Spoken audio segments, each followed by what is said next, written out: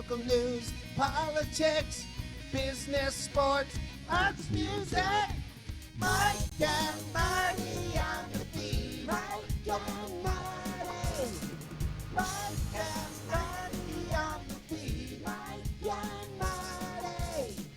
Mike and Marty on the beat. Mike and Marty. Good morning, Bellows Falls and Keene, and welcome to the feed. It's Mike and Marty, and we're here today with Ann Mander McClarity and Mary Kinney. We're going to be talking about Rockingham Cemeteries and a bit about the Kinney family history. But first, Marty with local events. So at the Bellows Falls Opera House, starting this weekend, is Toy Story 5. Oops, there we go. Oops, I got ahead of myself. I didn't even know. I'm not caught up. I didn't even know there was a Toy Story 4. Yeah. I'm behind. It's actually a 5. Yeah, I know. I imagine it's equally as exciting. Swift sang at the premiere. Of Toy Story 5? Yeah. Oh, okay. Good to know. With Randy Newman. Okay. little known but interesting trivia. Facts. The classic movie is Fast Times at Ridgemont High, and that is sponsored by James Plumbing and Heating, and that truly is a quintessential 80s movie with quintessential 80s soundtrack. Well worth going this evening. A new event, well, not a new event, but an expanded event that the Downtown Development Committee is working on is expanding the BF3F in Bellows Falls, the third Friday. It's kind of been a little grassroots project up until now with music and the arts community, and now they're trying to expand it to the greater downtown area with shopping and dining and connection. So this Friday is the first BF3F. They're going to do it every third Friday from June to September. Thank you, Alex, for switching because I got caught up talking, from 4 to 9 p.m. So make sure you go down, check things out. There's going to be a little more activity than usual in downtown Bellows Falls on the third Friday. And then, drum roll, please. It is officially Alumni Weekend. So if you don't want to do BF3F, or you could do BF3F and then go to the Alumni Dance. The Alumni Dance is going to be a little bit different this year. They're going to start out with a social hour of time and a kind of a non-alcoholic focused event, that an all ages event that will be food and games for all alumni. So they're going to have some food trucks. They're going to have some games to play. So the alumni that are under 21 can come and connect to the older alumni that will be attending the dance. That's going to go from 5 to 7:30 p.m. They're going to do a quick switch over to the Waypoint Center, to the regular dance that happens at the Waypoint Center starting at 8 o'clock. That's the 21 and up event. That's where there'll be a bar available. There'll be the usual dancing drinks, the usual alumni hijinks. So, and then everything culminates on Saturday with the alumni parade, which starts at 1 o'clock. It loops through town. I heard that they've got quite a few floats this year. A lot of classes are active. So make sure you get out, and make sure if you see anybody with a yellow canister going around through the crowd asking for donations, that you pop in $1 if you can, because that money helps keep the Alumni Association going. It's an all-volunteer association, and that money that's donated helps keep that parade coming, helps keep the events coming. Some of it goes to scholarships that the alumni gives out. So please be generous if you see the yellow berets coming through their little yellow cans. And I might just happen to be one of them. So there's my pitch. Welcome. All right. Welcome to the show. Thank you guys for coming. Can you tell us a little bit about the cemetery committee and how you sort of what you do and how you guys met and all this stuff? Where did this come from? Sure. So in 2023, at the request of the select board, a cemetery committee was formed. It was sort of an offshoot of the Historic Preservation Commission, with the goal of not just preserving the cemeteries, which is our primary big overarching goal, but first to sort of rebuild community engagement with the cemeteries. At that point, things had become really separated, where the people, we're used to complaining on Facebook that the grass wasn't getting mowed, but not necessarily, going and being active in the cemeteries themselves. So the committee was formed to sort of set priorities, help refocus both the town manager and the select board on the needs of the cemeteries. And we adopted a couple of basic rules. One, we were going to pay attention to all 5 town cemeteries. So that's the Meeting House, which many people know, Saxon's River, Oak Hill and Wrestling, which are both in Bellows Falls, and the Cambridge Port Cemetery. So any work we do, we try to address all 5, if not simultaneously, sort of in a slow rolling sequence rather than focus on one specifically. Over the time, we've had a little bit of change on the committee. It's a 5-person committee, but we're welcoming volunteers. So folks can get involved. I know we have an email address that we can share for folks to get involved. We take volunteers for all different sorts of things. So it's everything from, I'd like to come help do spring or fall cleanup, which is pick up whatever needs to be picked up, to we're now getting to the point where we're going to do some landscape tree trimming, not tree, I should say bush trimming, things of that nature. And then eventually, later this summer, we will revisit at least one cemetery with some actual headstone cleaning. Oh, wow. There is a small group of volunteers that were trained in 2023 at a National Park Service led training at the Meeting House that did work on actually resetting stones and things of that nature. So that's coming in our future. So Wow. anyone that is interested, just connect with the committee and we can keep you informed when that's available. Wonderful. And how does this lovely lady right here tie into the So, history of In Saxon's collaboration River? with the library, so Ian Graham and I talked about, this sort of community engagement piece. We decided that we would do an exhibit just to help inform people about the 5 cemeteries and the work of the committee. And I asked for help from the Historical Society in Saxon's River to find a family where they had, a burial in the 20th century. So we would have somebody that people could relate to. Military service would be great. Large family would be great. And I need a living spokesperson. And it was like a unanimous cry for Mary Kinney Williams. That's who you need. That's who you need. So I went to Mary, and she has been graciously helping me ever since tell the story of her family. Yeah. This young woman who's new to the area has done an amazing job, and she's well known now for her talent. Good. you. Congratulations. So, Mary, tell us a little bit about the Kinney family, starting with their claim to fame, which I believe is they were the largest family in Windham County. In Windham County in the 1930s. And of course, my husband was the youngest one, so a lot of the rest I really didn't know very well because they were so much older. But stories that I've heard from several of the children that with all those children, And how many was there total? 17, 17. that they never went to bed hungry. Amazing. And that their mother never sat down at the table with them. She was too busy.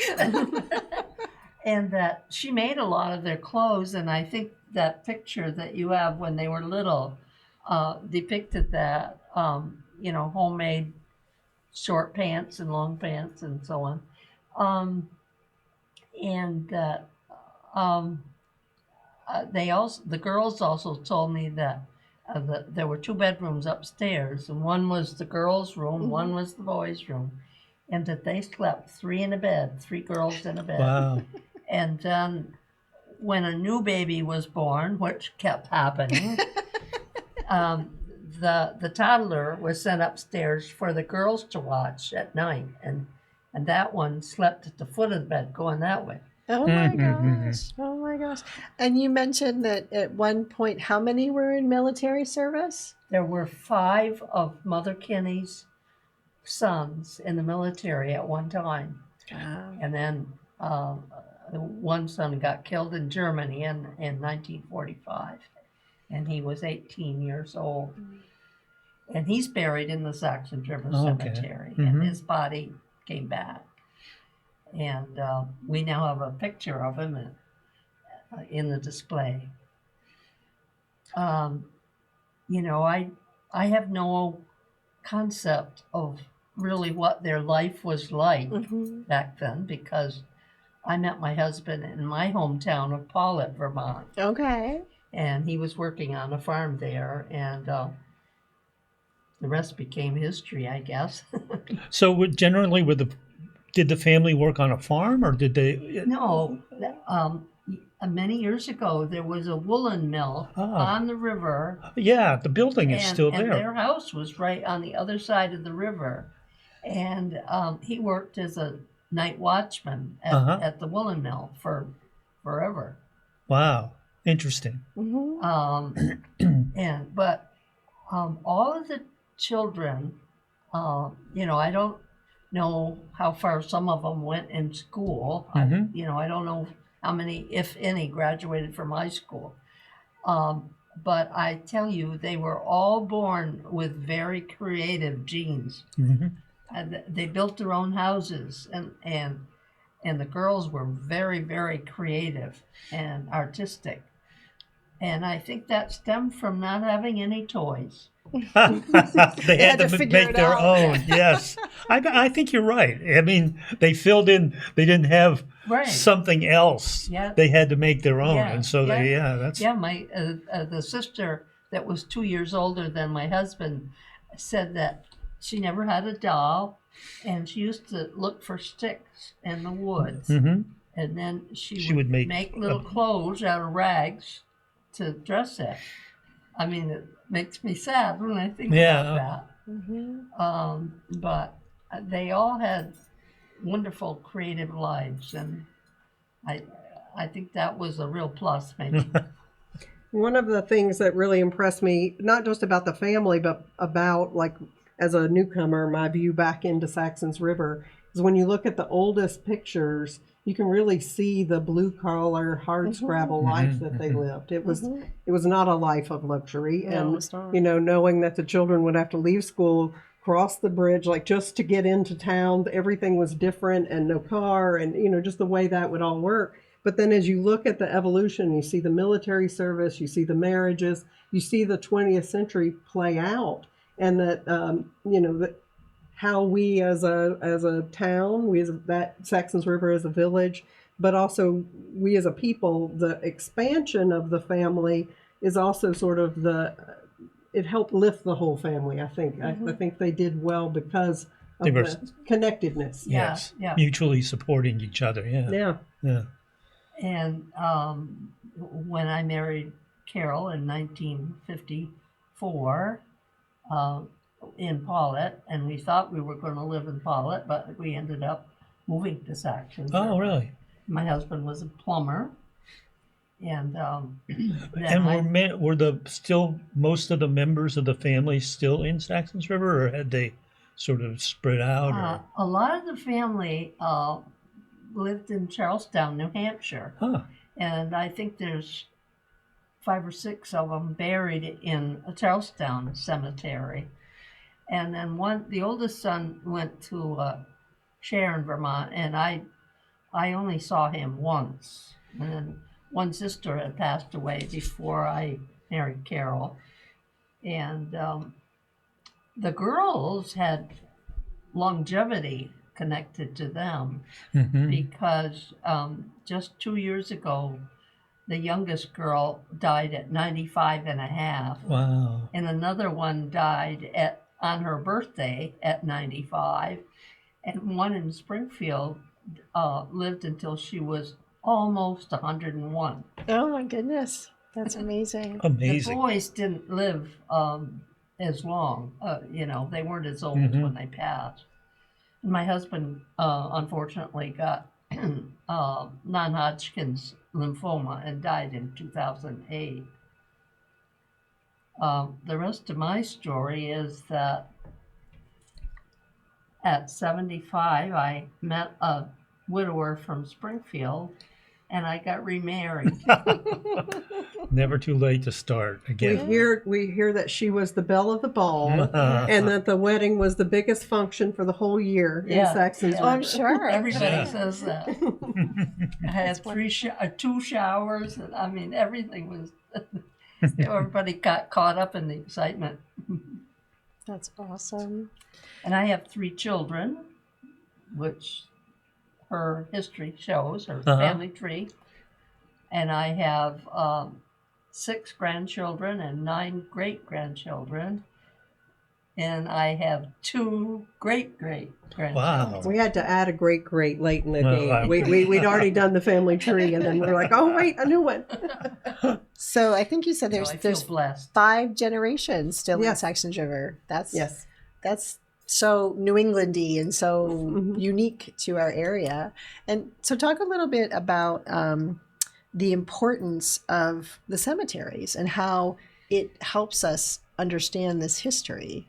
Well, and I think the thing that it has come forth for me, and I'll speak about myself first, is just that the cemeteries are such a window into the past. And it's not just like the distant past, which is definitely held there, but also the current past and sort of the evolution of the community and evolution. You know, you could come at it from the artistic side, the change in the way headstones are mentioned, or you can come at it from a more sociological way where, you know, in the past it would just be wife of, and it might have her first name Anna, but now, you know, with doing this work with Mary, you really see the equal treatment of women and their move towards, you know, being to working and to being decision makers in their families and being much more equal to their husbands And to on getting the headstones. and to getting to sit down and have dinner with their family. Exactly. You're absolutely right. So for me, one of the things that I think about relative to the cemeteries here, Saxons River was where I got started. But I feel like we kind of ignored them for a little while. We let them fall into disrepair. And I read Charlie Marchant is the local representative for the Vermont Old Cemetery Association. He's down in Putney.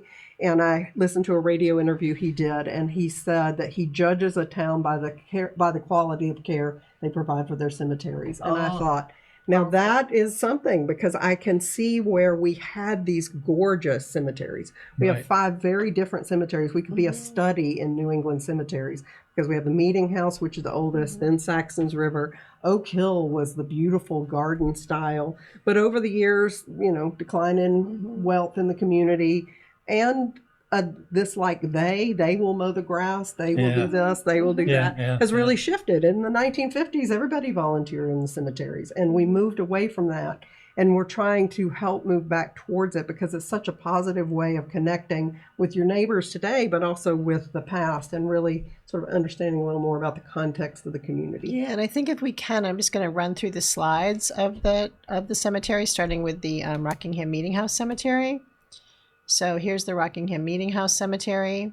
Just for context for people. Yeah, and I mean, one point I would make about the Rockingham Meeting House Cemetery is it's on the list of National Park System historical places because of the value of both the meeting house and the cemetery. And so volunteerism and, you know, the way that one works is a little bit different, but it's well known, and it's able to draw a lot of rural, you know, regional and national attention to that cemetery. Yeah, that's the one that we kind of hear about the most. Yep. And then there's the Saxons River Cemetery. Yes. And then there's the Cambridgeport Cemetery, which you said there's something special happening with the So Cambridgeport is the smallest of the cemeteries, and the committee negotiated with the select board in 2023 to set up money that started last summer to photograph every object in all 5 cemeteries eventually. Cambridgeport is complete, and the others are happening this year. And the goal there is to get a jump on the need, which is already a requirement in some countries, that the cemetery be digitized. So there's an online access to it. So we're taking assessment photos at this point. Every object gets photographed 5 times, building a database with the cemetery, in partnership with the library. And then over time, slowly, families will add information, and we will have a nice database to talk about. So the work at the Cambridgeport is sort of focused on that because it's small. Right. We're done with the photography. Start with the yes, easy we're one. just it's the one we can sort of get our hands on. Plus, it's the one people know the least about. So it's good to get out there and shine a little light on that one. And then this was the one so this is the Westland Cemetery. And I never knew what the name of that cemetery was. So now I'm very excited. That's the one that people probably associate the most in the town, seeing that one, because you drive by all the time. Yeah. And then the one that you were speaking of, and we do have a pretty cool photo of kind of back in the heyday of the Oak Hill Cemetery. This was the Knights of the Pythias. Knights of Pythias. They were having a parade on Memorial Day. So And then this is what, well, I wish we got that in there twice, but this is what most people picture with the Oak Hill Cemetery. The Yeah, kind of and little it's an cemetery interesting shed. one because that's the chapel at Oak Hill, which has its own historic designation. It's unusual. It's been used as the sexton's. The sexton is the person who cares for the cemetery, appointed by the town. It was the office for the sexton for a period of time. It's got storage in it now. We're looking for ways to preserve that building and really bring it back. But the history of Oak Hill is interesting because it was such a beautiful garden cemetery, like well beyond what you would normally find in New England. This is what you would find in Boston or New York or places that were much larger. If I recall, there's some pretty significant headstones up there Oh, there as were. well. Yes, I mean, it's a yes. great walking cemetery. Actually, it's Yes. a great place to walk, but there's some pretty big headstones. Unlike some of the other places might not have had those Yeah. more elaborate. Yeah, Headstones. it is quite elaborate. But like we spoke about Cambridgeport has a whole row of just wooden crosses. Oh, wow. So it's Really? yeah. There's also Wow.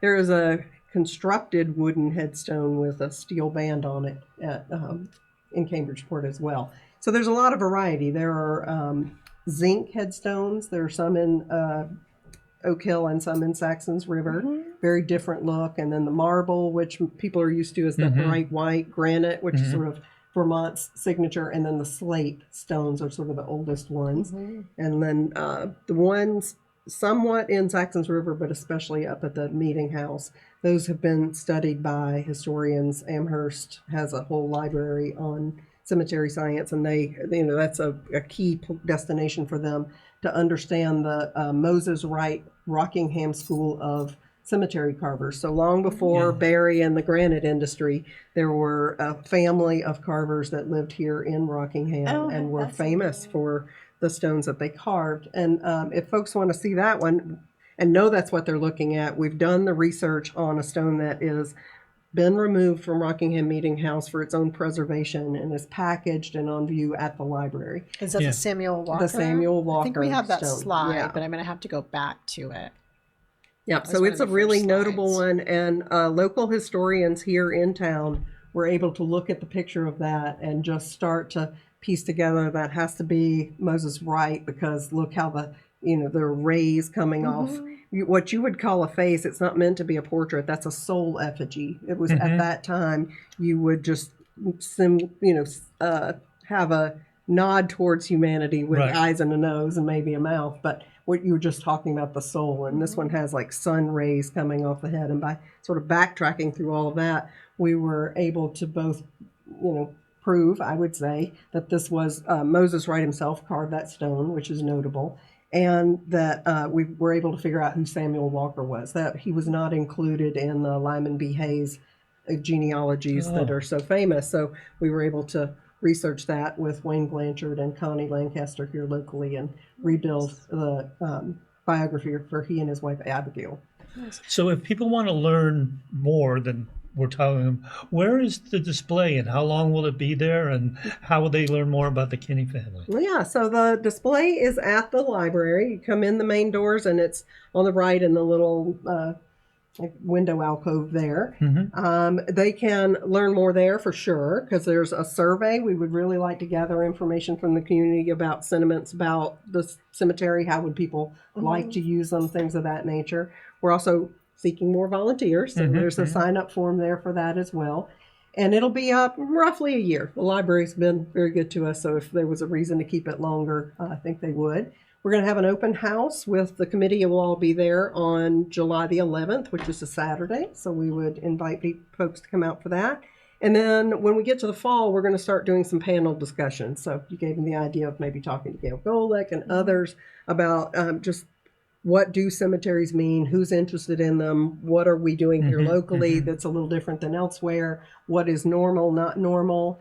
This morning there was a whole flurry of conversation around stone cleaning and wanting to educate people about what the proper chemicals or lack thereof and things of that nature. Right. So Because you have to be really, really careful, right? I mean, you could do more damage to the stone using some sort of corrosive material or some rough abrasive. Or, well, and in addition to that, there's a great example of stones that I took up in the Saxon's River Cemetery, in the mid-50s, if a stone fell over, the logic was, well, if we put it back up, we can put some metal bars into the base and into the stone, and that'll hold it up. Well, what we didn't know at that time was that steel is actually corrosive to the marble itself. Oh. So those stones are now in much worse shape because of that steel rod that was placed in there. So that's why we're so cautious, and we really look to best practice sort of nationally and internationally rather than logic of, Logic. well, that'll get it clean. So we are down to seconds. Unfortunately, I know this went fast. Yes. So, Mary, just want to thank you so much for coming on and sharing your history with us, the belle of Saxon River that you are. And Anne, thank you. And just super quickly, if someone's interested, how do they get a hold of the committee? It is chair of Rockingham Cemetery @gmail.com. Perfect. Whoops. Just in the nick. Just in time. And that's it for this week. We'll see you next week on the feed. Bye, community. Did it go by? Yeah.